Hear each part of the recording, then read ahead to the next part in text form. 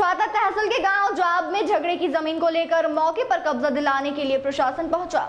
एक पक्ष राकेश ने जानकारी देते बताया कि यह जमीन मेरे पिता प्रहलाद और चाचा पदम के नाम पर थी, जो कि अब कुछ भूमाफियाओं ने षड्यंत्र के तहत मिलकर हमारी जमीन पर कब्जा कर रहे हैं, जिसको लेकर हमारा न्यायालय सिविल जज के यहाँ अभी मुकदमा वांछित चल रहा है।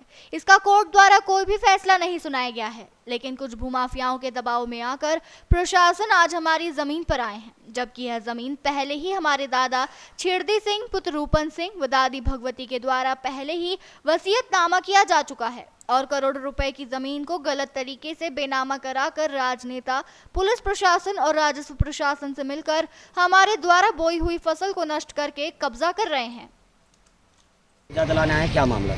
मैं कोई कब्जा दिलाने नहीं आया हूँ। इसमें मामला ये था कि एक पक्ष ने ज़मीन खरीदी एक भाई से, दूसरे पक्ष का विवाद है कि ये कब्जा करने नहीं दे रहे हैं। ये मैटर बहुत पुराने से चल रहा है। ये लोग कब्जा करने जब आते हैं, ऐसी सूचना मिली थी, पुलिस ने हमें रिपोर्ट करी कि जब यहाँ पर कोई पक्ष एक कब्जा करने आता है तो दूसरा पक्ष विवाद उत्पन्न करता है। उसी क्रम में एक राजस्व टीम की मांग की गई थी, तो मांग के क्रम में हम लोग यहाँ पर उपस्थित हुए हैं उच्चाधिकारियों के आदेश के क्रम में। अच्छा, कितनी ज़मीन का मामला है? और दूसरा पक्ष जो है उसका कहना है कि मेरा जो वाद है वो सिविल कोर्ट में विचाराधीन है, मगर विचाराधीन के बाद भी इस तरीके से प्रशासन जो है यहाँ पे कब्जा दिला रहा है। देखिए, अभिलेखों में जो एक पक्ष का नाम है, वो जिसका नाम है वो अपनी ज़मीन पर खुद कब्जा करने के लिए आया है, अपनी ज़मीन में जैसा भी चिन्हांकन करने के लिए आया है। हम लोग अगर कोई ऐसा कानून और व्यवस्था है, लॉ एंड ऑर्डर की समस्या के लिए खड़े हुए, वो एकत्रित हुए कि ताकि कोई ऐसी समस्या उत्पन्न ना होने पाए। तो इसका मतलब कोई उद्देश्य नहीं। अगर कोई सिविल कोर्ट में कोई स्टे वगैरह अगर उनके पास कोई हो तो वो दिखा सकते हैं और हम उसके हिसाब से कार्रवाई करेंगे। अच्छा, तो कितनी ज़मीन का मामला और कब से मामला लंबित है? ये करीब 4.5 हेक्टेयर ज़मीन है और ये जो प्रकरण चल रहा है कोर्ट में तो कई बार चल चुका है और कोर्ट से खारिज भी हो चुका है, और जो पक्ष कब्जा करना चाहे उसी के पक्ष में आदेश हुआ है। तो करीब 1.5-2 महीने से ये चल रहा है जो मेरे संज्ञान में। करोड़ रुपए की हमारी रजिस्ट्री हुई है, वाइट में हमारे पैसे गए हैं सब, और 80 लाख रुपए हमने स्टाम्प ड्यूटी भरी है। उन्होंने हमारा मौके पे कब्जा दिया, फसल हमने काटी और हमारे खंबे गड़वा के हमें मौके पे कब्जा दे दिया। उसके 6 महीने बाद इसका भाई बराबर में जो पहलवान अखाड़ा खोल रखा है आके कहने लग गया हमें पैसे दो वरना हम तुम्हें ज़मीन पे से मारेंगे, गोली मार देंगे। तो हमने डर कर उनको 25 लाख रुपए दे दिए। उसकी हम पे वीडियो है, वो हमने पुलिस में और अदालत में पेश कर दी है। 25 लाख रुपए किसको दिए? फिरौती मांगी थी जी इसके भाई ने, पदम के भाई ने, प्रहलाद ने, और वो उसको दे दिए हमने। उसके हम पे बाकायदा सबूत है। अब वो 25 लाख लेने के बाद 1 करोड़ रुपए की फिरौती और मांग रहा है कि आप लोग हरियाणा से हो, अगर आप फिरौती नहीं दोगे तो आपको हम जान से मार देंगे। उसने ये प्रहलाद है जी, प्रहलाद और उसके बेटे हैं, वो पहलवानी करते हैं। अब हमने उससे पैसे देने से मना करा, हमारा कोर्ट में हमने इनके खिलाफ FIR करवा दी है। अब हमें SDM कोर्ट से, छाता कोर्ट से, मथुरा कोर्ट से, सब जगह से हम जीत गए हैं केस, और अब SDM कोर्ट से हमें आदेश हो गए हैं अपनी ज़मीन पर आप जाइए, पुलिस को उन्होंने आदेश कर दिए हैं। इनके भाई का आरोप है कि जो जमीन है अभी इसके कुरा बंटवारे वगैरह नहीं हुए हैं। सर, इसके कुरा बंटवारे 2019 में कोर्ट के थ्रू कुरा बंटवारे हुए पड़े हैं, खतौनी में चढ़े हुए हैं, आप राजस्व रिकॉर्ड में चेक कर सकते हो। जैसे कि सुना है कि इसमें 34 का मामला चल रहा है, कोर्ट में भी विचाराधीन है। किसका? किसी जमीन का नहीं, सारा कोई भी अगर स्टे हो तो हमारी जिम्मेवारी है। इसमें कोई स्टे नहीं है, कोर्ट का कोई स्टे नहीं है। विचाराधीन है ये? नहीं सर, कब्जा कैसे किया जा रहा है? किसका? हम जीत गए ना सर, ऑर्डर हैं हमारे पास, कोर्ट के ऑर्डर हैं। आपके पास कॉपी होगी कोई? हाँ, कॉपी है सर, वो हमने SDM को कार्यालय से जाके आप ले सकते हो। जैसे कि आप हरी फसल को काट रहे हैं, इसके भी आपके पास में ऑर्डर है? हाँ, ऑर्डर है। हरी फसल को नहीं, हम अपने बाउंड्री वाल के लिए ऑर्डर है, हमारे बाउंड्री करवा रहे हैं, हमारी फसल है, हम अपने को काटें। कोई आदेश है आपके पास? हाँ, हमारे पास रिटर्न में आदेश है, वो आप तहसीलदार से और SDM कोर्ट से ले सकते हैं। हमने सबको दे रखे हैं आदेश, सब जगह जहाँ भी हमें जरूरत है वहाँ जमा करा रखे हैं आदेश। देखो, एक्चुअली मामला ये है जी, ये मेरी दादालाई संपत्ति है जिसकी वसीयत मैं ऑलरेडी तहसीलदार के यहाँ तक डाल चुका हूँ, जिसका केस लंबित अभी फ़िलहाल। और इस ज़मीन से रिलेटेड मैंने 2 मामले सिविल न्यायालय के यहाँ लंबित हैं, एक कमिश्नर साहब आगरा के यहाँ लंबित है। लेकिन ये जो भूमाफिया हैं ये हरियाणा के हैं और 5-6 जन मिल के इन्होंने पुलिस को, प्रशासन को, सबको ख़रीद लिया है हमारी कहीं कोई सुनी नहीं जा रही है।